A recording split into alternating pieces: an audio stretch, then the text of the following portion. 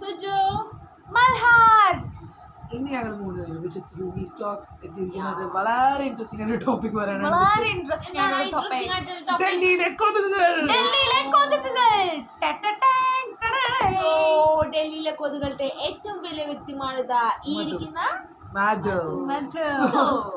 അപ്പം ഞാനാണ് ഈ കൂട്ടത്തിലെ ഏറ്റവും വലിയ വ്യക്തി. അപ്പൊ എനിക്ക് പറയാനുള്ളത്, ഞാൻ എന്റെ ലൈഫിൽ കണ്ടിന്യൂസ് ഏറ്റവും വലിയ ഡ്രാമബസ് കൊതുകുകൾ എവിടെയാണ്? ഈ ഡൽഹിയിൽ. കാരണം ന്യൂഡൽഹി.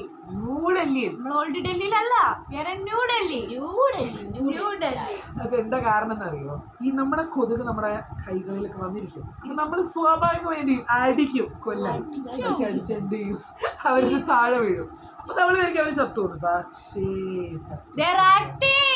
അവര് നമ്മളെ പറ്റിക്കുകയാണ്.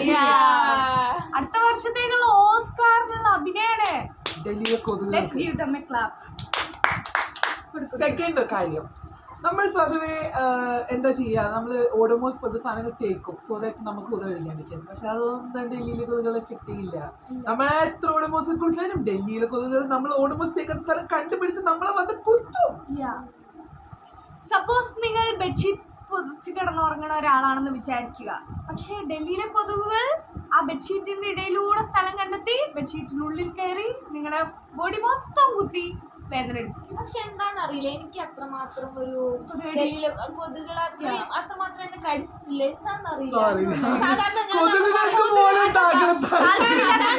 ഞാൻ പറയാൻ വന്നത്, സാധാരണ കൊതുകൾ കടിക്കുന്ന ഏറ്റവും നല്ല രക്തം, ഏറ്റവും ശുദ്ധ രക്തം, അല്ലെങ്കിൽ ഏറ്റവും അവർക്ക് ഇങ്ങനെ മധുരിക്കുന്ന രക്തം എന്നൊക്കെയാണ് പറയുന്നത്. പക്ഷെ എന്റെ രക്തം എന്തോ അവർക്ക് ഇഷ്ടമല്ല, എന്നെ തന്നെ ഇഷ്ടമല്ല.